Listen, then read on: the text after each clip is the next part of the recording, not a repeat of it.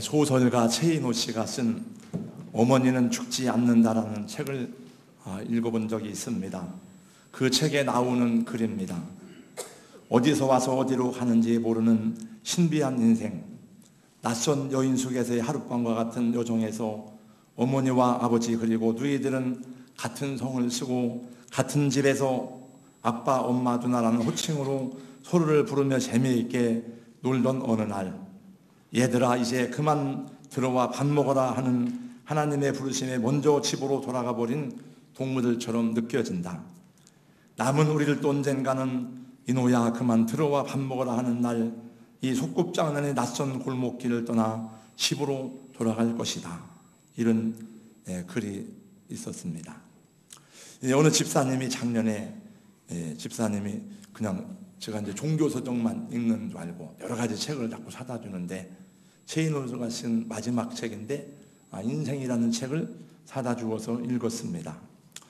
이 책은 최인호 씨가 투병 생활을 하면서 자기 죽음을 준비하면서 주님과 대화를 하는 대화록, 묵상집 같은 그런 글과 시로 쓰여져 있었습니다.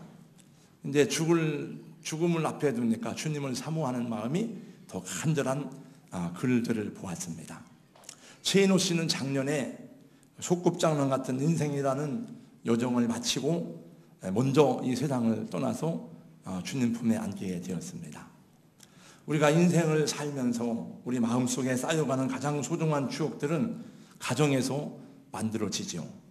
우리 모두는 이 추억의 앨범들을 가지고 있습니다. 거기서 기억되는 여러분들의 부모님들은 어떤 분입니까? 저는 우리 어머니가 그렇게 훌륭한 분이라는 생각을 해본 적이 별로 없었습니다. 그렇게 나를 사랑하고 자식을 위해서 희생하셨지만 어떤 때는 그것도 막 귀찮게 느껴질 때가 있었습니다. 그것이 큰 은혜라고 생각해 본 적이 별로 없었는데 내 어머니가 가고 없는 지금에서야 제 어머니가 얼마나 소중하고 어머니의 희생적인 삶이 얼마나 위대하였는지를 알게 되었습니다. 성경에 나오는 믿음의 조상들도 그 아버지를 통해서 그 어머니를 통해서 하나님의 사랑을 체험하고 이해하고 그 부모님들을 통해서 믿음의 세계가 무엇인지를 경험하고 알게 되었습니다. 그래서 족장들은 하나님을 부를 때 우리 아버지의 하나님이라는 말씀을 많이 했습니다. 하나님께서도 족장들을 얘기할 때 너의 아버지의 하나님, 내 조부의 하나님이 이런 말씀을 많이 하는 것을 듣게 됩니다. 창세기 강의 42번째 시간, 지난 시간에 이어서 여호와 일의 축복이 무엇인지에 대해서 지난 시간 말씀을 전했습니다. 말씀을 준비하면서도 은혜를 받았지만 또 이렇게 목장 모임에서 말씀을 나누는 동안에 아들을 본대로 바치는 아버지 아브라함의 고난, 그 아버지 아브라함의 권내에 대한 생각을 다시 한번 깊이 느낄 수가 있었습니다. 오늘 한번 이 말씀을 더 전하고 다음 장면으로 넘어가겠습니다. 아브라함은 아버지로서 그 아들을 사랑했습니다. 얼마나 사랑했느냐? 이 세상 무엇과도 바꿀 수 없고 비교할 수도 없는 사랑이었습니다. 그 아들 이삭을 향한 아버지의 사랑은 거의 절대적이었고 맹목적이었다 해도 틀린 말이 아닐 것입니다. 하나님께서 아브라함에게 이삭을 번제로 바치라는 명령을 할 때 여러분 하나님이 뭐라고 말씀하는지 보세요. 내 아들, 내 사랑하는 독자 이삭을. 하나님이 질투하실 정도로 이 아브라함은 그 아들 이삭을 사랑하고 좋아했습니다. 하나님은 더 이상 아들이 우상이 되지 않게 하시려고 그 아들을 주신 하나님 앞에 다시 돌려드릴 수 있는지를 시험하지 않으면 안 될 정도로 사랑하였던 것입니다. 만약에 하나님께서 저의 어머니에게 제 아들을 본대로 바치라 했다면 저희 어머니는 아마 못했을 것입니다. 다른 것은 다 바쳐도 이 아들만은 못 바치겠다고 울면서 통곡했을 것입니다. 저희 어머니만 그러겠습니까? 여러분도 마찬가지지요. 그러나 그 어머니의 사랑보다도 아버지보다도 더 가슴 아프고 아름다운 사랑이 있으니 바로 하나님 아버지의 사랑입니다. 여인이 어찌 그 젖 먹는 자식을 잊겠으며 자기 태에서 난 아들을 긍휼히 여기지 않겠느냐. 그들은 혹시 잊을지라도 나는 너를 잊지 아니할 것이라. 이사야 49장 15절 말씀, 그 다음 16절 말씀에 보면 너를 내 손바닥에 새기고, 그런 말씀이 나옵니다. 아브라함도 그 아들 이삭을 바칠 때야 비로소 하나님의 사랑이 어떤 사랑인가를 체험하게 되었습니다. 모리아산에서 그 아들을 바치다가 자기를 구원하신 예수 그리스도를 만났습니다. 여러분, 아브라함도 예수님을 고대하고 예수님을 기다린 거 아시죠? 요한복음 8장 말씀에 보면 예수님이 말씀하십니다. 아브라함도 나의 때 볼 것을 보다가 즐거워했느니라 그랬어요. 창세기 22장에 나오는 사람 중에 가장 큰 희생을 한 사람은 누구일까요? 아버지 아브라함입니까? 아니면 아들 이삭입니까? 당연히 아버지입니다. 물론 아들 이삭을 희생제물로 바치러 가는 중이지만은 그러나 이삭은 그 사실을 잘 모릅니다. 그 사실을 지금 다 이해할 수가 없습니다. 하나님께 명령을 받은 사람은 다른 사람이 아니라 바로 아버지 아브라함이었습니다. 모든 책임은 아버지에게 있었습니다. 두렵고 떨리는 가슴을 진정시키며 순종해야 하는 것도 아브라함의 몫이었습니다. 자기 아내와도 상의할 수가 없고 종들에게도 비밀로 하고 떠나는 그 살 길이야말로 아브라함이 걸어간 십자가의 길이라고 하지 않을 수가 없었습니다. 믿음으로 극복해 나간다고 하지만 그것은 그렇게 쉬운 것이 아니었어요. 아브라함이 그 명령을 받았을 때에 어떤 방향으로 생각해도 이해가 안 되고 납득할 수 없는 너무나 비윤리적이고 모순적인 그런 하나님의 말씀이었어요. 순종하기 어려운 말씀이었습니다. 어떻게 부모가 자기 손으로 자식을 죽여서 본대로 바칠 수가 있단 말입니까? 참 여러분이 아브라함이 아니기를 천만다행 감사하시기 바랍니다. 우리 목장 공부하다 그러더라고요. 참 내가 아브라함이 아니길 다행이다. 여러분, 만약에 하나님이 만약에 하나님께서 너 집을 하나 팔아서 장학기금으로 내놔라 이렇게 얘기해도 막 놀란 얘기인데 아들을 본대로 바치는 명령을 받으면 여러분 어떻게 반응하겠습니까, 여러분? 네. 그러니 여러분이 아브라함이 안 된 것이 참 감사하고 천만다행이야. 이 순간에 아브라함이 얼마나 많은 생각이 머릿속에 스쳐가고 얼마나 하고 싶은 말이 많았겠습니까? 그러나 아브라함은 변명하지 않았습니다. 아브라함은 핑계하지 않고 순종함으로 모리아산을 향해서 나아갔습니다. 아브라함의 순종은 충동적인 순종이 아닙니다. 그래, 하나님 잘하십니다. 하나님 하라면 내가 못할 줄 압니까? 예, 하겠습니다. 그런 순종이 아닙니다.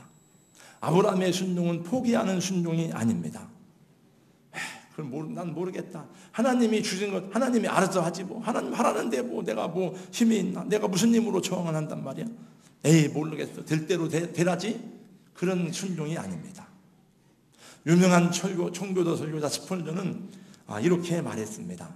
아브라함이 자기 아들을 태울 번제에 쓸 나무를 패고 있을 때 아브라함은 나무가 아니라 자기 심장을 쪼개고 있었다. 아버지 아브라함은 아들을 번제로 바치라는 명령을 받았을 때에 두렵고 떨리는 마음이었지만은 아들을 향한 기대와 사랑은 포기하지 않았습니다. 내 아들은 다시 일어날 것이다. 내 아들은 다시 돌아올 것이다. 이 아들은 하나님의 아들이 되고 내가 혹시 번제로 바친다 할지라도 다시 살아날 것이다. 그래서 성경은 아브라함이 믿음으로 이삭을 드렸다고 말씀합니다. 여기서 말하는 믿음은 어떤 것을 말하는가 하면 그 믿음 속에는 그 아들 이삭을 도로 찾으리라는 믿음이 들어있다는 것을 말합니다. 내 아들은 죽지 않는다. 내 아들은 다시 살아날 것이다. 내 아들은 다시 하나님이 주실 거다라는 약속에 관한 말씀이에요.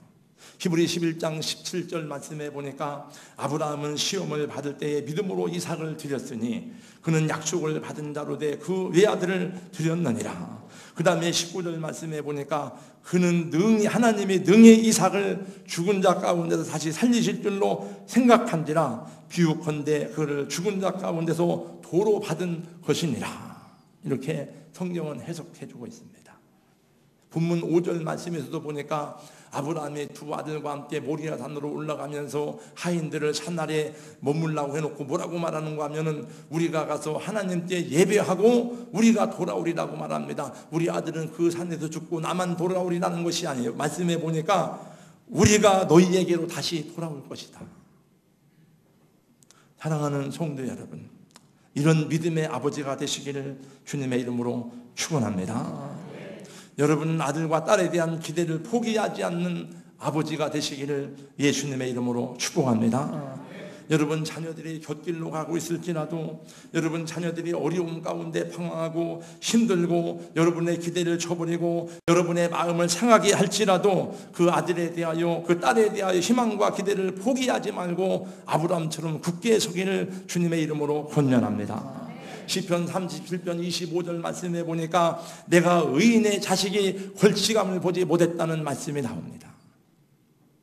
그러므로 여러분, 아버지가 말씀 안에 딱 서서 흔들리지 아니하면 아들은 다시 돌아올 것입니다. 여러분, 방황하는 아들은 다시 집으로 돌아올 것입니다. 자꾸 여기저기 다니면서 상담받지 말고 기도받으러 다니지 말고 하나님을 온전히 의탁하시고 여러분 중심을 하나님 앞에 보일 수 있기를 예수님 이름으로 축복합니다. 그리고 아버지로서 먼저 하나님 앞에 말씀을 순종하시기 바랍니다. 그 장애 하나, 방황하는 아들 때문에 그 아버지가 희생해서 그 아들을, 자식을 일으킨 얘기는 굉장히 많습니다. 그 중에 하나 오래전에 보았던 책입니다마는 내 딸아 일어나라 내 딸아, 뇌성마비 딸을 둔 아버지가 정상으로 만들기까지 피눈물 나는 노력과 기도의 내용이 담긴 그런 간증집이에요. 여러분 어머니가 되시고 아버지가 되셨으니 아브라함과 같은 아버지가 되시기를, 또 어머니가 되시기를 예수님 이름으로 축복합니다. 그 다음 두 번째 아들이에요. 이제 아버지와 아들이 산에 올라가는데 지난 시간에 말씀드렸습니다만 아들이 물어봅니다. 아버지, 불도 있고 칼도 있는데 번제할 어린 양이 어디 있습니까? 그랬더니 아브라함이 말합니다. 아들아, 번제할 어린 양은 하나님이 자기를 위하여 친히 준비하실 거야. 하나님이 예비하셨단다. 아버지 아브라함은 끝까지 하나님을 믿고 하나님의 약속을 신뢰하였습니다. 여러분, 우리 자녀들이 비록 세상에도 방황할지라도, 혹시 우리 기대에 어긋난다 할지라도 우리가 하나님을 온전히 신뢰하고 우리 하나님 안에 있는 한은, 그 믿음 안에 있는 자식을 바라보고 아브라함처럼 하나님의 약속 안에 있는 그 자녀의 미래를 바라보고 기도하고 주님께 순종하는 여러분 되시기를 축복합니다. 우리를 위해서 예비하신 하나님의 약속들과 하나님의 언약 안에 있는 우리 자녀들의 장래를 하나님께 맡길 수 있는 여러분 되시기를 예수님의 이름으로 권면합니다. 인생이 걸어가는 길에서 만나는 고난과 시험은 어떤 누구도 피할 수가 없어요. 이 세상을 살아가면서 만나는 어려움들은 아무라도 피할 수가 없습니다. 제왕도 마찬가지고 농부도 마찬가지입니다. 근데 그 모든 시련과 고난 중에서도 가장 어려운 것이 무엇입니까? 제가 보니까 거의 대부분은 자식들에 관한 시험의 자식들. 다른 어려움들은 그래도 그냥 이겨낼 수가 있습니다. 그러나 내 자식이 방향을 잃어버리고 방황할 때, 허우적거릴 때, 내 자식이 집을 나가서 돌아오지 않을 때에, 내 자녀가 방황하며 길을 찾지 못하고 괴로워하고 아파할 때 그 시험보다 더 아프고 힘든 일은 없을 것입니다. 제가 여러분을 향해서 책망하고 여러분을 부끄럽게 한 것은 여러분이 참고 인내할 수 있겠지만은, 제가 만약에 여러분의 아들이나 여러분의 딸에 대해서 뭐라고 비난을 하고 비방을 하고 부끄럽게 했다면 여러분은 그걸 참기는 굉장히 어려울 것입니다. 아브라함도 많은 연단과 시험을 통과했지만은 창세기 22장에 나오는 아들의 문제보다 더 큰 문제는 없었어요. 아들에 대한 시험보다 더 큰 시험은 없었습니다. 그러나 아브라함은 믿음으로 이 시험을 통과하여 승리하였습니다. 하나님을 온전히 신뢰함으로 여호와 이레의 축복을 받았습니다. 우리 성도 여러분, 아브라함과 같은 믿음의 아버지가 되시기를, 기도의 어머니가 되시기를 예수님의 이름으로 축원합니다. 드디어 아버지와 아들이 산 정상에 다 올라왔습니다. 그리고 이제 아버지와 아들이 한때 사이좋게 제단을 만듭니다. 그리고 어깨에 메고 왔던 나무를 짐을 내려놓고 장작을 벌려놓았습니다. 왜? 그 세물을 드려야 되니까. 그리고 장작을 다 쌓아놓았는데 갑자기 아버지가 아들을 꽉 안고는 묻기 시작하는 겁니다. 아버지 왜 이랬어요? 아들아, 네가 제물이야. 오늘 제사는 하나님이 너를 제물로 바치라고 한다. 그 아브라함이 얼마나 떨렸을까 그 말할 때. 근데 이삭은 그 말을 들을 때에 상황이 어떻게 돌아가는지를 비로소 이해했을 때에 그는 가만히 묶이고 있었다는 것입니다. 아버지 앞에 순순히 묶이고 있는 이삭의 모습을 보시기 바랍니다. 그때 이삭의 나이는 한 18살쯤 되었습니다. 이 청년이 발버둥 치고 뿌리치면 어떻게 되었을까요? 아버지 정신 차리세요. 아버지 이제 연세가 많이 드시더니 아버지 이제 치매가 왔나 봐요. 아버지 망령 드셨어요. 아들이 몸을 구르며 반항하면서 아버지를 밀쳐버린다면 어떻게 되겠습니까? 그러나 여러분 보십시오. 처음부터 끝까지 시단 위에 결박당하여 눕혀지기까지 아버지의 칼이 그의 가슴을 향하여 내리치는 순간까지 이삭은 아버지의 뜻대로 순종하는 모습을 보여주고 있습니다. 여러분, 온전한 순종이 아닙니까? 너무나 귀한 모습이 아닙니까? 여러분 같으면 그렇게 할 수 있습니까? 아까 제가 물어봤는데 여러분이 아브라함이 어떻게 하겠냐고 물어봤는데 이제 반대로 여러분이 만약에 이삭이었다고 하면 어떻게 하겠습니까? 우리 교회 안에 이렇게 이삭처럼 내가 재물이구나, 내가 죽어야 되는구나 그렇게 생각하는 분이 있습니까? 잘 모르겠습니다. 근데 저는 그런 분이 있다고 믿고 있습니다. 저는 요셉과 같은 사람도 있고 이삭과 같은 사람도 우리 교회 안에 있다고 믿고 있습니다. 제가 누구라고 다 말할 수는 없고 누군지는 모르지만은 재물 대고 희생하고 헌신한 사람들로 인해서 교회가 평안하고 하나님께서 어떤 사람을 보든지 우리 교회의 복의 근원이 되는 복의 통로가 되는 사람을 통해서 교회를 성장시키고 평안하게 하고 교회를 아름다운 공동체로 세워가게 하시는 줄로 믿습니다. 그런 진실한 사람들이 있어요. 그리고 그런 분들이 하나님께 기도하게 되어 있습니다. 성경에 여러 곳에서 하나님께서 자신을 소개할 때 나는 아브라함의 하나님이요 이삭의 하나님이요 야곱의 하나님이라고 하십니다. 그분들은 우리의 믿음의 조상들입니다. 믿음의 조상 가운데 아브라함의 첫 번째 계승자가 바로 이삭입니다. 이삭은 영웅적인 아버지와 유능한 아들 야곱 사이에 살던 평범한 사람이었습니다. 큰 업적도 별로 없고 위대한 일도 하지 못했습니다. 그는 비교적 평범한 사람으로 평탄하게 인생을 살다 간 사람이에요. 성경 역사에는 얼마나 많은 신앙 우인들이 나오는지 모릅니다. 그분들의 믿음과 발자취와 행적을 볼 때마다 도전이 되고 용기가 됩니다. 그러나 사랑하는 성도 여러분, 무슨 영웅적인 큰 일을 하고 또 세상에 업적을 남겨야만 성공적인 사람이 되는 것입니까? 그래야만 하나님을 기쁘시게 하는 것입니까? 사람들은 그렇게 생각합니다. 큰 일을 이루고 이름을 떨치고 빛나는 일을 해야만 성공한 사람 같고 승리한 사람처럼 인정합니다. 그래서 자꾸 큰 것을 추구하고 수를 따지고 양을 따집니다. 그러나 하나님은 그렇지 않습니다. 하나님 뭐라고 말씀하셨는가 하면은 사람은 외모를 보거니와 나 여호와는 중심을 보느니라.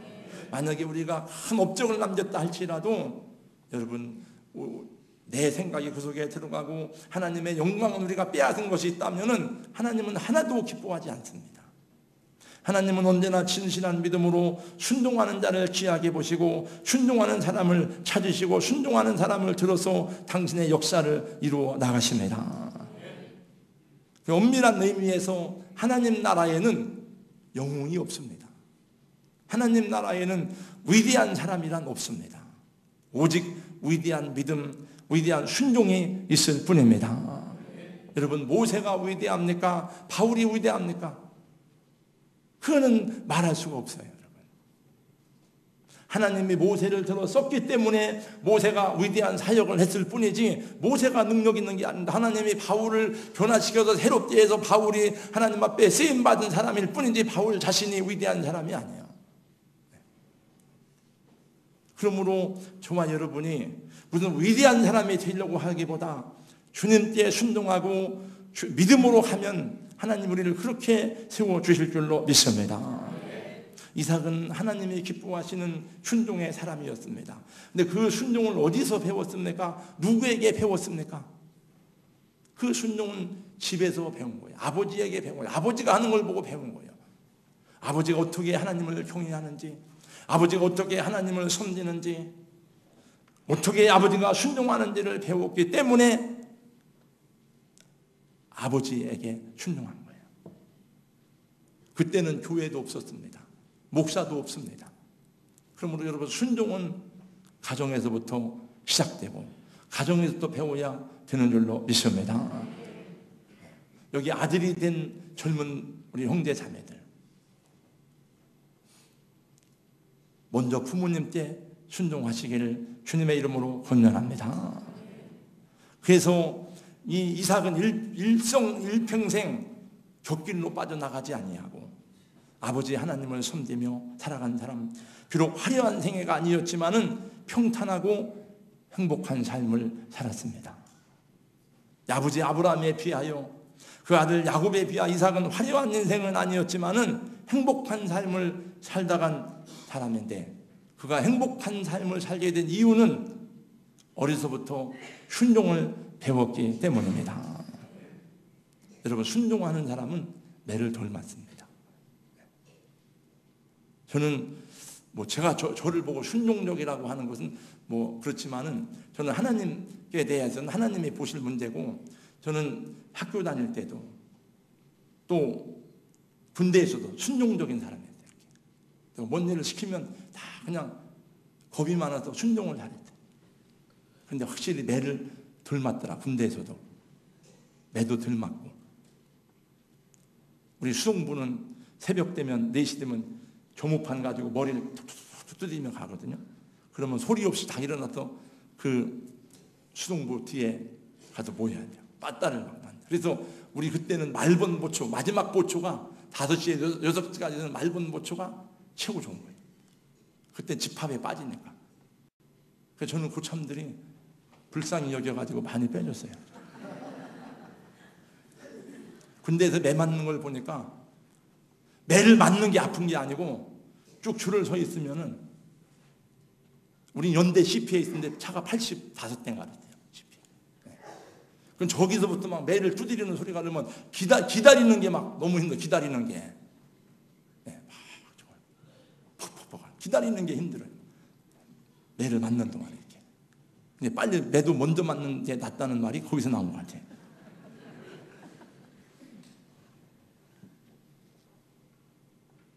야곱의 생애는 화려하고 변화무쌍하기는 하였지만은 너무 고난이 많아요. 자기 아들에게도 속임을 당해, 야곱은. 자기 외삼촌에게도 속임을 당해요. 파란만장한 생애를 살았습니다. 그 인생이 참으로 스릴 있고 드라마틱하기는 하지만은 너무 힘들어요. 그래서 저는 야곱을 좋아하긴 하지만은 야곱보다는 이삭과 같은 생애가 되기를 원해요. 여러분, 삶이 평안하시기를 원하십니까? 이삭처럼 순종하는 사람 되세요. 그럼 매를 덜 맞습니다. 예, 아멘. 주님 뜻대로 하세요. 하나님 뜻대로 하세요. 그런 성도가 되시기를 주님의 이름으로 권면합니다. 예, 아버지 말씀대로 하세요. 제가 아버지 말씀대로 하겠습니다. 예, 목사님 알겠습니다. 제가 그렇게 하겠습니다. 그게 훨씬 더 편안하고, 예수님한테 나는 마음이 온유하고 겸손하니 나의 멍에를 메고 내게 배우라. 그래야 너희 마음이 힘을 얻으리니 내 멍에는 씻고 내 짐은 가벼움이라 하시니라. 왜 이렇게 주님은 쉽고 가볍다고 그러는데 왜 이렇게 무겁고 왜 이렇게 힘들어요? 주님을 안 배워서 그래요. 순종하지 않아서 그렇습니다. 아버지가 자기를 묶을 때에 얼마나 당황스러웠겠습니까? 지금 아버지가 얼마나 이치에 맞지 않는 비이성적인 행동입니까? 신앙적으로 이해할 수 없는 것이었습니다. 그러나 이삭은 아버지가 하시는 일이기 때문에, 지금까지 아버지를 보아왔기 때문에 그대로 순종하였습니다. 여러분, 부모님께 순종하지 않고 어떻게 하나님께 순종합니까? 주의 종에게 순종하지 않고 어떻게 하나님께 순종합니까? 먼저 아버지 앞에 순종할 수 있기를 축원합니다. 여러분의 목자든 주의 종에게도 순종한다면 그것도 은혜가 될 것입니다. 저와 여러분이 순종하면 하는 것만큼 더 크고 신실하신 하나님을 경험할 것입니다. 순종의 폭이 커지면 커질수록 더 크고 깊은 하나님의 사랑을 경험하게 될 줄로 믿습니다. 사무엘은 어려서부터 성전에서 자라면서 이렇게 무릎 꿇고 말했습니다. 주여 말씀하옵소서, 주의 종이 듣겠나이다. 우리 사랑하는 성도 여러분, 우리도 모두 함께 모리아 산으로 올라갑시다. 모리아 산에 올라가서 아브라함의 순종을 배우고 이삭의 순종을 배울 때에 거기서 여호와 이레의 주님을 만나게 될 줄로 믿습니다. 그곳에 부활의 영광과 능력이 기다리고 있습니다. 절대로 여러분 십자가 없는 부활은 없습니다. 노 크루스, 노 크라운. 거기서 하나님의 신실하심과 변치 않는 그분의 성실하심을 만날 수가 있습니다. 여러분, 시련이 있다 하여도, 힘들어도 하나님의 약속을 믿고 그분이 내 아버지로서 내 생애 전체를 책임지는 분이라는데 감격하고 그분을 찬양하시기를 축복합니다. 여러분, 그렇습니다. 세상에 많은 사람이 있지만 구원은 아무나 받는 것이 아닙니다. 모리아 산에서, 그 모리아 산 갈보리 언덕에서 피 흘려 돌아가신 예수도 그분을 믿고 고백하는 자가 받는 하늘의 은혜이고 축복인 것입니다. 여호와 이레의 축복은 아무에게나 주어지는 것이 아닙니다. 아버지의 뜻을 이삭과 같이 순종하는 자가 받을 땅의 복이요 이로 헤아릴 수 없는 하늘의 축복인 것입니다. 마지막 보게 보세요. 18절 말씀. 하나님께서 사자를 통해서 아브라함에게 말씀하시기를 내 씨가 크게 번성하여 하늘의 별과 같고 바닷가의 모래와 같게 하리니 내 씨가 그 대적의 성문을 차지하리라. 또 내 88절 내 씨로 말미암아 천하 만민이 복을 받으리니 이는 내가 나의 말을 준행하였음이니라. 여기서 천하 만민이 복을 받으리니라고 한 말씀은 아브라함의 후손으로 오신 예수 그리스도를 통해서 주어지는 구원의 은혜를 받을 세상에 하나님의 택함 받은 성도들을 말하는 것입니다.